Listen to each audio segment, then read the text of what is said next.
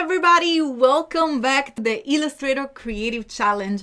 I'm your host, Kladi, and I'm definitely tired, looks like. I'm your host, Kladi, Printmysoul, and I'm based in Manchester, UK, where I host these amazing streams, the wonderful Adobe Live. But for those of you who are just joining on the Illustrator Challenge and you're like, what is she talking about? We are here to learn new skills and sharpen our technique in Adobe Illustrator. And today we are joining challenge number 3. I'm going to be with you for 2 weeks, so until March 12th. So you have plenty of time to join in and complete the challenges. And by the way, if you just jumped here in the challenge, it doesn't matter that this is day number 3. You can join in from today. That's totally fine. Each challenge is a standalone, so you can join me just starting from today, even if you haven't done the other one. But if you want to know what the other days have been about, let me just jump real quick into the wonderful landing page. So you're going to be able to see what I'm talking about. The link page is behance.net/challenge/illustrator. And while you go there and look at these wonderful pages, I'm going to take a look at the chat on Behance.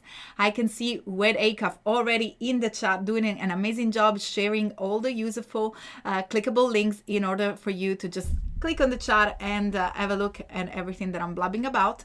And I can see Bruce, Color Pair, Itinui, Angela, Megan, Unknown, on Umacron. Nice to see you. I definitely need a coffee. Yeah, I think so. Beautiful. Steve, ciao. Nice to see you again. Fergie, Afroja, Christelle. And for those of you who are watching on YouTube, make sure to tune in on behance.net/live so you can ask your questions and I can read the chat and say hi to you. And as usual, let me know from when you are watching from. Again, as I said, I'm in Manchester, UK, but I'm get excited about this international community. And talking about international community, the first thing that I'm going to show you here in the Creative Challenge landing page, hopefully everyone landed here, is to click on the big blue button in order to get to the challenges and of course be reminded. And every day we got a new card. As you can see, this is challenge number 3. Today we're going to be illustrated with shape, and I'm going to show you real quick what we're going to do with different shapes in Adobe Illustrator. If you never used Illustrator before and this is the very first time, you can scroll down and download the actual app and get a free trial. And the challenges are perfect for beginners in order to get used to the tools in Illustrator, but also if you are a pro or if you're intermediate, don't go anywhere, because that's a great opportunity to take a little bit of time to create a wonderful portfolio pieces and just like learning new skills. I was just watching Paco and Paige, so amazing. I love Adobe Live. It's a safe space to learn together.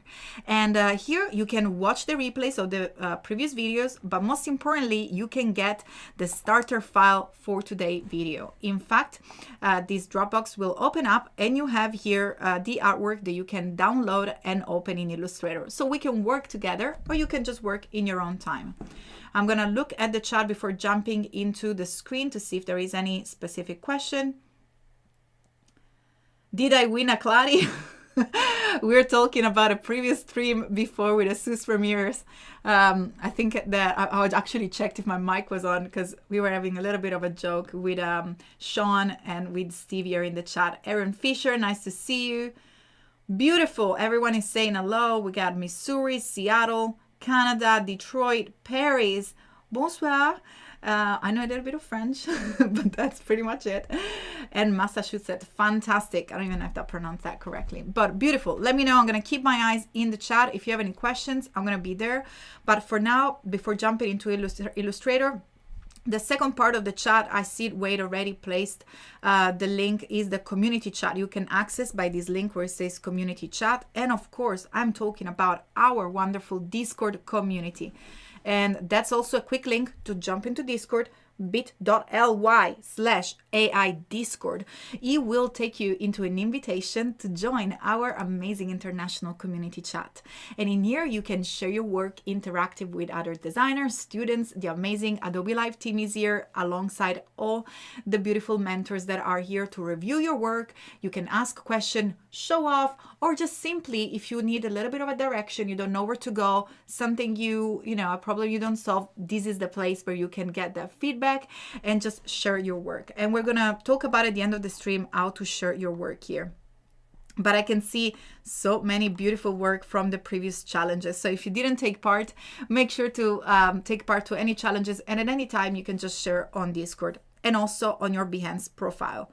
But now let's start to work, and I'm going to talk about Behance towards the end, because by the way, when you publish your work on Behance, the amazing Adobe Live fairies are there to look at all the portfolios that are shared there, and you actually get the chance to be featured on the Behance galleries. But we're going to talk about at the end. It's time to get cracking in Illustrator and to produce some work. I think it's quite exciting to see and to know what you're doing. When I introduced the stream a couple of days ago, the challenges, I already revealed that the theme is going to be spring. We're really trying to get all this warmth atmosphere about spring with our design. We're just really trying to catch those rays of sun. Here in Manchester, it's still pretty cold, so I'm really just trying to visualizing spring and all the warmth that comes with it. Fantastic. So if I click on the layers, you just have one layer, which is just the base. And by the way, every Creative Cloud and every Illustrator document comes with at least one layer. Layer is a container that allows you to put the graphics in one place. So each single document comes at least with one container, with one layer. In my file, I already created a second layer because I already have the final. So if you see it if you follow me on Instagram, you probably already, I give a sneaky peek about, a little bit ahead of what the work that we're going to be doing. But today we're going to learn how to create this beautiful illustration just using shapes. Do you think it's possible? I'm going to prove you wrong. We're going to do it right now. So let's get started. And by the way, let me know who loves plants, and put a little leaf or a little flower in the chat, because I love plants, and I even wrote a book about plants, so I'm a little bit obsessed, as you probably can see. So the goal is to use a square, circle, and a triangle, and maybe even like a line. And if you don't know where to find your shapes, all you have to do is to head to your toolbar here. And as you can see, the first shape will be the rectangle tool. But if you click and hold on the rectangle tool, I'm going to zoom in for you to see, you can reveal the hidden tools. So in this case, I'm going to start with the ellipse tool. And this little letter in parentheses, this is the shortcut. So if you simply press the letter L on your keyboard, you're going to be able to access the ellipse tool. And look at what I'm going to be doing here. I'm going to start by creating this sort of oval shape. By the way, if you want to create a perfect circle, all you're going to do is to press Shift, and here we go. Illustrator transforming into a perfect circle for you. And then once I create this first circle, I'm going to press Command C on a Mac, that's Control C on a window to copy it. And then Command F or Control F in order to paste it in front. So now we have two circles overlapped. And I can see some plants in the chat. Jack Watson, nice to see you. You too. Arlinda, Katrina, Mariana, love that you're sharing the plants. Lots of love for gorgeous plants. So what are we going to do here after we create the first ellipse is to make a copy, which we did, Command C, Command F, and now we're going to make it smaller. But what we're going to do here, if you click and drag on one of the side corner of the bounding box, you're just going to change one side. How do we change both sides at the same time? Well, very easily. All we have to do is to hold on the Option or Alt key, depending if you're working on a Mac or on a Windows. So hold the Option key or Alt, and look what happens. The change will happen symmetrically, left and right. And here we go. We already created our second ellipse. And for the central part, you can either go ahead and create another smaller ellipse if you want. But what I'm going to do is add to the shape tools and click and hold until I find the segment tool. And I'm going to simply probably zoom in so you can see a little bit better what I'm doing here. Intersect into my little into the beginning here of the ellipse. And by the way, what I've done in order to release my ellipse is to press the letter V on the keyboard, which activates the selection tool, or you have it right here, the black arrow. And again, you can bring back that little segment tool, and where it says anchor, that's the very top of the ellipse. Then click and drag by holding Shift, because look what happened. I can click and drag and go anywhere, but if I hold Shift, everything gets straight. So I can create a perfect segment that it goes from the top anchor to the bottom anchor. And we already created our base shape with two ellipses and one line, and we almost got a plant done. Isn't that super cool? Great. Now let's press the letter V, which is going to be your best friend when working in Illustrator, and click and drag over our shapes to select them all. Then head to the properties panels. And by the way, if you cannot find the panel and you hear me mention it or you see it on my workspace, the home of every panel is the window menu. So in order to find the panel, in this case, I'm working with the properties panel, head under window and then select properties, and the properties panel will pop up. Now with your shape selected, head under the Pathfinder options. I'm going to zoom in for those of you who never seen it before, and click on the 3 dots to expand more options, because the option that I'm looking for is this one here. It's called divide. I'm going to zoom out and look what happened. When I click on divide, Illustrator is going to crop every single shape for me. They're still grouped because they were part of a one single selection. In order to ungroup them, other shortcut coming. Shift Command G. That's Shift Control G on a PC. So look what happens here. After you ungroup them, they are now available to be edited and to be used as a single shape. So again, there were only 2 ellipses and a line, and we already have all these beautiful shapes that are part of our plant. Right, I'm gonna move into the colors. Probably let's just do it right now. So I've created all these beautiful palettes of colors, but then I wanted to, perhaps we can use this green as a base color. But what I'm gonna do here is to head under the window menu and bring up the color guide panel. Color guide is a fantastic way for you to experiment with colors, because it will allow you to browse different harmony rules. In this case, you can change the main colors. So in this case, I have here the color that I've selected for my fill, which I've provided in the starter file. And if you click on the down pointing arrow, you can choose monochromatic, different shades, thread, or complementary, contrast. You can see different harmony in which the color that you have selected can be combined with other colors on the color wheel. The one that I'm looking for right now, though, is the monochromatic. So I'm looking for different tints and different shades of the same color. So tints is when they are lighter, so tendent to the white color, and shades are the darker version of the color. And this is going to allow me to create all the shadows and all the highlights, especially because this plant is pretty much have all these sides sticking out. So we want to make sure that we reflect that into our illustration.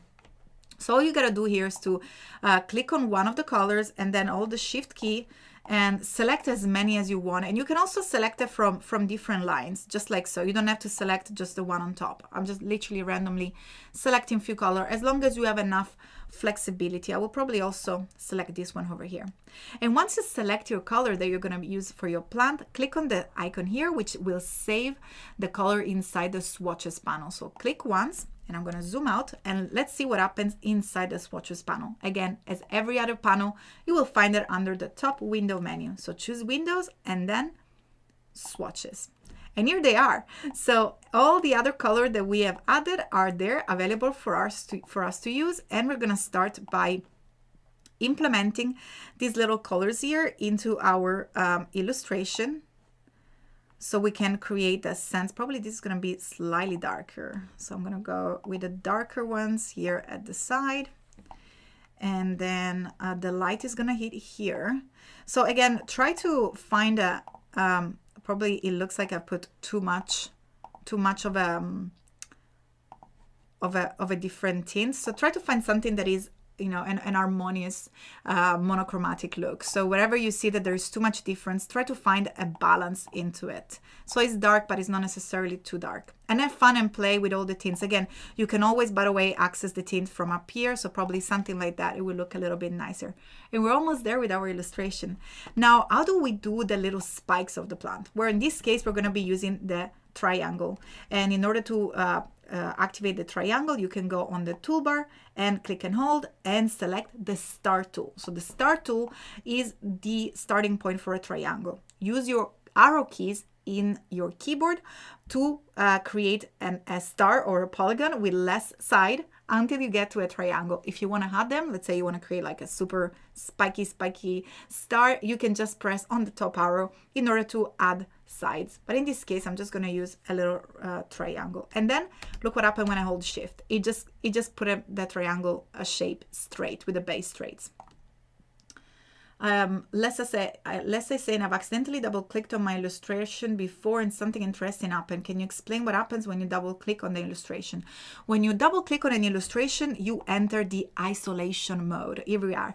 So when you enter the isolation mode, you only activate the single shape that you have double clicked on it. And as you can see, when you are in isolation mode, you have this little bar on the top that will allow you to go back, or you can always double click on the outside your selection. But if you click on this little arrow here on the top, I'm gonna zoom it in so you can see it. You can go back to one level. So in this case, you can select any other shape. But if you double click on it, the isolation mode is active. So look, I can click and drag anywhere else and nothing happens. The only shape that I'll be able to work with is the one that I've isolated by double clicking on it. And here we are. So it looks like I've deleted I went a step too far. Here we go. That's our little spiky spike. So I'm going to make it smaller by dragging down one of the corner of the bounding box of our triangle. And then if you want to keep the proportion, you can hold the shift key. There we go. I'm going to make a copy by holding Option. So I just create like, you know, a little bit of a little mountain with the two stars, with the two rectangle. And the reason why I hold Option is to duplicate it. And in this case, under the Pathfinder, I'm going to click on Unite in order to merge these two shapes. And we've created a little spiky here, which I'm going to place on the side of our little plant, just like so. I'm going to zoom in so you can see how you just go hover and rotate it so it's on top. Perfect. We're going to give a little bit of a stroke afterwards, so it just kind of combines everything together, although the time is ticking so fast. But anyway, let's keep going. Select your little spike, and how do you make it go around your ellipse? Well, there are many techniques, but the one that I want to show you is to select your shape, then click and hold on the rotate tool, and then hold Alt, and you will see that you will have 3 dots appearing, which will allow you to create the new origin, and that will also bring up the rotate menu. I'm going to create a rotation of 13 degrees and make sure to click on preview to see what's happening there, and you can see that it's already moving alongside the curve. It looks like I should have placed the origin a little bit more to the right because it's an ellipse, so you can always undo that, and again hold Option and maybe place it here, and again 13, 14 degrees, whatever, it should be fine. But I'm going to go ahead and press copy. It doesn't matter if it's in exactly around because we're going to be able to edit it. Then press Command D, and as you can see, it's going to start to move around our selection, just like so. And all we got to do here, once we have this shape, there are 2 things. You can perhaps make your ellipse just by click and drag on it, more like of a circle. So you can just fit nicely all your little spikes. Here we go. In just one click. So we created spikes that go all over around. And then again, select one of the spikes, hold on Shift, and simply drag and click and position it anywhere else you want to position it inside your shape. Remember, just simply click on it to select it and then hold on the Option Alt key to create a copy. Just like so, and rotate them and place them wherever you want. And again, you can spend as much time as you want. I just want to show you how to create the vase real quick because I got 2 minutes, but you can keep going and create all these beautiful details in your own time. For the vase, I have done something else, which is use a square. So I'm going to go back here and click on the rectangle tool and then click and drag to create a little rectangle shape. And then what I'm going to do here is to actually add 2 corner points by adding them with the pen tool. So after you created your rectangle, press the letter P to activate the pen tool and place one of a new anchor point on the top shape and then one at the bottom. And what I'm going to do here is press the letter A to activate the direct selection tool, click on the first point, hold Shift to add the second point of the selection, and simply press down in order to create this shifted shape. Now you can go back to your line segment tool and simply create a little segment here in order to split the shape in half, just like so. And by the way, something that I've noticed is that you can also make your corner round by clicking on it and drag inwards. And if you want, you can also click and drag in the two corners. Remember, the direct selection tool, which is your white arrows, will allow you to select each single point individually. So instead of clicking like you do with your normal selection tool inside the overall shape, you can just select the part of the shape that you want, just like so. So in this case, I'm just grabbing these two little anchor points, right? And now I'm gonna go ahead and click and drag over that little vase and use the Pathfinder tool, the shape builder tool, which is very similar to the Pathfinder tool, in order to click on the shape and separate and create and build two more shape. While if I press the Option or Alt key, I can erase the other little bits of the shape that I don't want, which were the top segment. And now I can also use this color by pressing the eyedropper tool, which is the letter I on your keyboard, to select a darker version for the right side where we have more shadow as it looks from the plant. And then for the left side, we can use a lighter color, just like so. And all we gotta do here is to place it on our plant. Then press Command C to create a copy, and then we can flip it around and place it to the back. Oops, just like so. Looks like I didn't really copy it, and place it to the back over here in order to create a vase that is basically the back side of the vase. Or something else that you can do that sometimes is even a little bit easier, just create a new rectangle with the rectangle tool and simply click and drag, so you can create just sort of like almost like a fake behind effect. Now make sure that you select the darker color and you use the shortcut Command Shift left bracket, that's Control Shift bracket, to place it to the back. And this is going to give you just a sense of 3D for our little shape. Here we are. So we're pretty much there with the I got 1 more minute. I really want to show you how to create the lovely flowers. So in order to create the flowers, I've used the triangle tool. I'm gonna use the one that is over there and hold the Option key and drag in order to create a copy like we did for the other ones. And I'm gonna create a vertical copy. And then all I did here was simply create a copy by holding on the Option key and just rotate them and just simply place them around like that. Then press Command C, Command F to copy, and from the Properties panel, you will be able to flip it. Or you can also go and right click on it and select Transform and Reflect. In this case, we want to reflect it horizontally and click on OK. And then you can rotate it in place just like so. So that's literally what I've done for the little flower. Then you can click and drag over it and use the same thing, the same tool that we used for the plant, which was the divide icon, in order to create all these little different sections on it. Don't forget to ungroup it by using the shortcut Shift Command G. So now you'll be able to assign each single one of them the color that you want. Just like so. And by the way, look what I've done here. I actually entered the isolation mode. So the isolation mode is a fantastic way that you can use if you have grouped elements in order to access each single side of them. So you can go ahead and select all the single colors here. And probably we don't have much time. I want to show you how to submit your work because I would love to see your submission. Let's see if I can just real quick do that. Otherwise, I'm just going to use the one that I've created. Again, I'm picking the colors by clicking on the eyedropper tool. So what I'm doing is going back and forth from V and I. V to select, I to pick the color up, just like so. I'm gonna leave this up. There is no time, but all you have to do here is now group it again by clicking and dragging over it with the selection tool and press on Command G to group it. And then you can scale it by dragging down one of the corner of the bounding box, and then you can just place wherever you want it. And you can as well deform that if you want, because it's up to you. It's your creation. The beauty of plants and the reason why I love them so much is because they're all so different.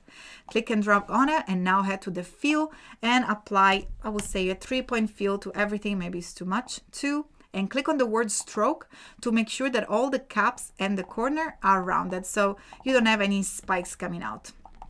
And here it is, our little plant is done. Isn't that super cute? Right, I got 1 minute to show you how to share it on Behance and on Discord. So let's head into Discord. And don't worry, by the way, if I'm going fast, it's because I want to show you mind-blowing works and a lot of techniques, but all of these videos are going to be on a replay. So head to your Discord channel. I'm sure Wade, we're going to put the link in the chat. Click on challenge and then on the plus icon. Then from your libraries here, you're going to be able to find the final and then click on open. And here we go. Select challenge 3 or ask a question, do whatever you want, and click on upload. You can literally write whatever you prefer there. And here we are. Is there ready for everybody to give a tips or techniques or maybe a comment on it if needed. And same for your project. If you haven't created a project, you can go to the first stream and learn how to do that. But now I'm gonna edit it in order to add a new image, which again is gonna be my challenge number 3, and I click on open, and here we are, is loaded. Now don't forget from your setting panel to use the little hashtag, the project tag AI Creative Challenge, AI Creative Challenge. That will allow you to be discovered and featured into the galleries on behance.net/galleries/challenge/Illustrator. It looks like I managed to say everything. I hope you enjoy this challenge. I always have a blast here at Adobe Live at the creative challenges in Illustrator, and I will see you tomorrow, same time here at Adobe Live for challenge number 4, and of course to kick off the weekend. Bye everybody, and stay tuned for more amazing Adobe Live. Bye.